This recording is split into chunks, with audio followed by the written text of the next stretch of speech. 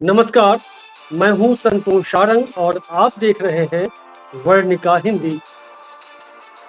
पूर्व मुख्यमंत्री जननायक कर्पूरी ठाकुर ने जब पिछड़ों को आरक्षण दिया, तो शोषक जातियों के नेताओं ने, लोगों ने उन्हें खूब गालियां दी, उन्हें अपमानित किया। पूर्व प्रधानमंत्री विश्वनाथ प्रताप सिंह ने जब मंडल आयोग की सिफारिशें लागू की और पिछड़ों को 27% आरक्षण दिया, तो सामंती जातियों के नेताओं ने, उस समाज के लोगों ने वीपी सिंह को भी खूब गालियां दी, खूब कोसा, खूब खरी खोटी सुनाई और आज भी उन्हें वे लोग गालियां देते हैं। पूर्व मुख्यमंत्री लालू प्रसाद यादव ने जब सामाजिक न्याय की आवाज बुलंद की और दलित, पिछड़ों, आदिवासियों को जुबान दी, बुलंद आवाज दी, तो ये लोग ब्राह्मणवादी, जातिवादी, शोषक जातियों के लोगों ने, नेताओं ने लालू प्रसाद यादव के पीछे ही पड़ गए, उन्हें जेल में डाला, फंसाया और आज भी वे उन्हें प्रताड़ित करने की कोशिश में लगे रहते हैं।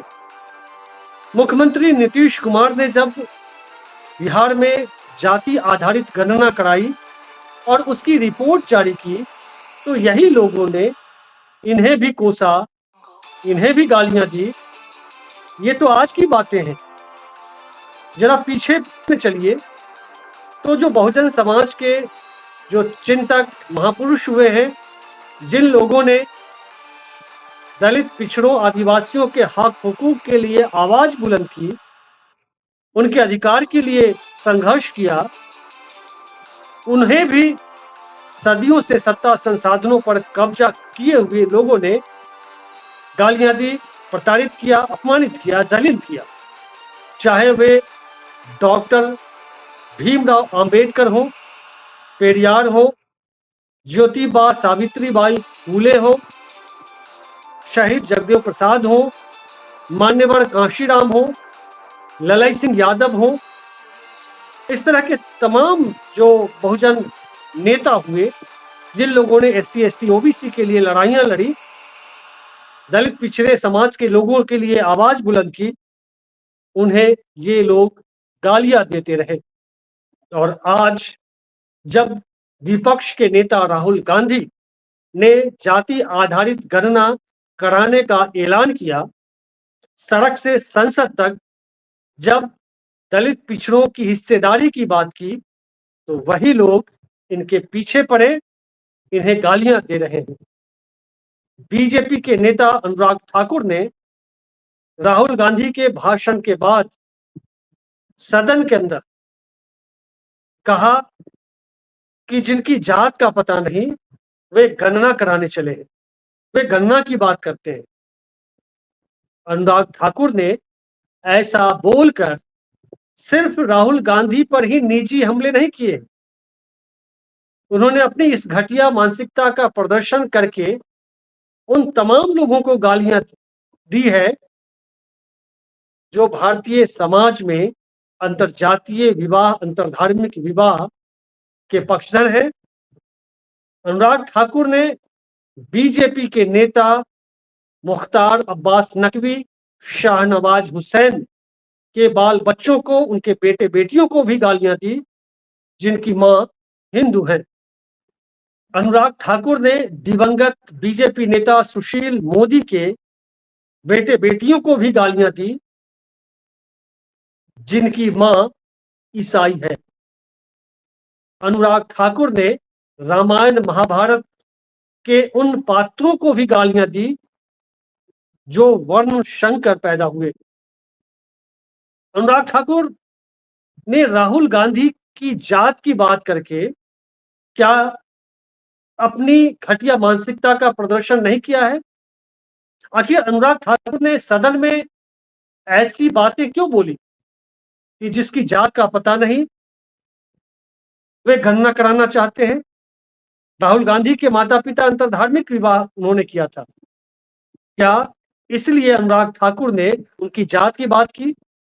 अनुराग ठाकुर ने बीजेपी नेता सुब्रमण्यम स्वामी की बेटी सुहासिनी हैदर के बच्चों को भी गालियां दी, जिसने मुसलमान युवक नदीम हैदर से शादी की है। ऐसे तमाम उदाहरण हैं भारतीय समाज में। बीजेपी के ऐसे बहुतों कार्यकर्ता नेता होंगे जिसने अंतरजातीय और अंतरधार्मिक विवाह किए होंगे। क्या उनके बच्चों को भी अनुराग ठाकुर ने गालियां नहीं दी? और अनुराग ठाकुर के समर्थन में खड़े कौन होते हैं? इस देश के प्रधानमंत्री नरेंद्र मोदी। वे अनुराग ठाकुर के भाषण के बाद ट्वीट करते हैं और ट्वीट करके अनुराग ठाकुर की बड़ाई करते हैं। क्या ऐसा अनर्गल प्रलाप करके बहुजनों के इस मुद्दे से विमर्श को भटकाया नहीं जा रहा है? आखिर बीजेपी के नेताओं और अनुराग ठाकुर ने यह जवाब क्यों नहीं दिया राहुल गांधी के उस बयान पर, उस भाषण पर, जिसमें उन्होंने कहा था कि जाति जनगणना करा के रहेंगे? और वित्त मंत्री हलवा सेरेमनी में जो जिस टीम के साथ तस्वीर खिंचाई, जिसमें एक भी एससी एसटी ओबीसी के लोग नहीं है, यानी उन्होंने हिस्सेदारी की बात की।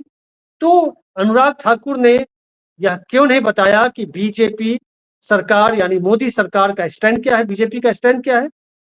क्या मोदी सरकार, एनडीए सरकार जाति आधारित गणना कराएगी देश में? यह जवाब देना चाहिए। अनुराग ठाकुर को निजी हमले करने की बजाय यह बताना चाहिए कि बीजेपी का स्टैंड क्या है, मोदी सरकार का स्टैंड क्या है जाति आधारित गणना के सवाल पर, हिस्सेदारी के सवाल पर, बहुजनों की हिस्सेदारी के सवाल पर। लेकिन दरअसल मुद्दों को भटकाना है, इसलिए बहुजनों के मुद्दों को गौन कर देना है, इसलिए वे इस तरह की बातें उन्होंने की है। लेकिन कुल मिलाकर बहुजन समाज के लिए यह बहुत ही अच्छा वक्त है कि उनके हक हुकूक की बात आज पॉलिटिकल जो डिस्कोर्स हो रहा है उसमें ये चर्चा हो रही है कि बहुजनों को हिस्सेदारी किसने दी, किसने नहीं दी, जाति आधारित गणना कौन कराएगा, कौन नहीं कराएगा। दिलचस्प ये है कि राहुल गांधी के बयान के बाद वित्त मंत्री निर्मला सीतारमण ने भी कांग्रेस से यह सवाल किया है कि राजीव गांधी फाउंडेशन और राजीव गांधी चैरिटेबल ट्रस्ट में कितने एससी एसटी ओबीसी हैं। कुल मिलाकर सत्ता पक्ष और विपक्ष के बीच इस मुद्दे पर वाद प्रतिवाद चल रहा है और ऐसे में मुद्दे बहुजनों के उठ रहे हैं। कांग्रेस को भी बताना चाहिए, विपक्ष को भी बताना चाहिए और सत्ता पक्ष को भी। बीजेपी को यह बताना चाहिए, आरएसएस को भी बताना चाहिए कि उनके संगठनों में क्या एससी एसटी ओबीसी की भागीदारी है। आरएसएस के 100 साल के इतिहास में क्या उसके संगठन के प्रमुख सर संचालक क्या एससी एसटी ओबीसी से हुए? क्या आरएसएस के तमाम आनुषंगिक संगठनों के प्रमुख एससी एसटी ओबीसी हैं? देश के तमाम यूनिवर्सिटीज के वीसी प्रोवीसी तमाम बड़े ओहदे पर जो लोग बैठे हैं उसमें कितनी भागीदारी है? बीजेपी को यह भी बताना चाहिए कि लेटरल एंट्री से जो ज्वाइंट सेक्रेटरी बनते हैं क्या उनमें भी एससी एसटी ओबीसी की हिस्सेदारी है? वित्त मंत्री को यह भी बताना चाहिए कि प्रोफेसर ऑफ प्रैक्टिस के जरिए जो प्रोफेसर बन रहे हैं बिना पीएचडी नेट किए हुए, उसमें क्या एससी एसटी ओबीसी की भागीदारी है? लेकिन ये नहीं बताएंगे क्योंकि सिर्फ और सिर्फ कांग्रेस को और राहुल गांधी को कोसना है, उन्हें विलेन बनाकर पेश करना है। इन्हें बीजेपी को दलित पिछड़े के हक हुकूक से कोई मतलब नहीं। लेकिन निर्विवाद रूप से आज राहुल गांधी ने सामाजिक न्याय के विमर्श को केंद्रीय विषय बनाकर खड़ा कर दिया है। ऐसे वक्त में बहुजन समाज के लोगों को राहुल गांधी के साथ खड़ा होना चाहिए। बहुजन समाज का एक ही नारा होना चाहिए कि जो हमारे हक हुकूक की बात करेगा हम उसके साथ खड़े होंगे, जात के ना पात के। इस सीरीज में यह पहला एपिसोड है सीरीज का। आगे भी इस सीरीज में हम कई एपिसोड करेंगे जिसमें बात होगी जाति की, वर्ण व्यवस्था की। हमारे देश की सच्चाई है जाति, तो फिर जाति पर बात क्यों नहीं होनी चाहिए? जाति पर सेमिनार, संगोष्ठी, कार्यशाला क्यों नहीं होनी चाहिए? हम इस सीरीज के तहत अगले एपिसोड में हम बात करेंगे बहुजनों की हिस्सेदारी की, प्राइवेट सेक्टर में एससी, एसटी, ओबीसी की भागीदारी, उसके रिजर्वेशन की। हम बात करेंगे सदियों से सत्ता, संसाधनों पर कब्जा किए हुए लोगों की मानसिकता की। हम बात करेंगे सनातन धर्म की आड़ में वर्ण व्यवस्था को मजबूत करने वाली मानसिकता की और उसको पर्दाफाश करने की कोशिश करेंगे। तो इस एपिसोड में बस इतना ही। आपको यह कार्यक्रम कैसा लगा? अपनी प्रतिक्रिया जरूर दीजिएगा और इस वीडियो को अपने दोस्त, यार, मित्रों के साथ साझा भी कीजिएगा। सब्सक्राइब नहीं किया है तो जरूर कर दीजिएगा। यूं ही आप स्नेह बनाए रखिए। मिलते हैं अगले अंक में, तब तक के लिए नमस्कार, शुक्रिया।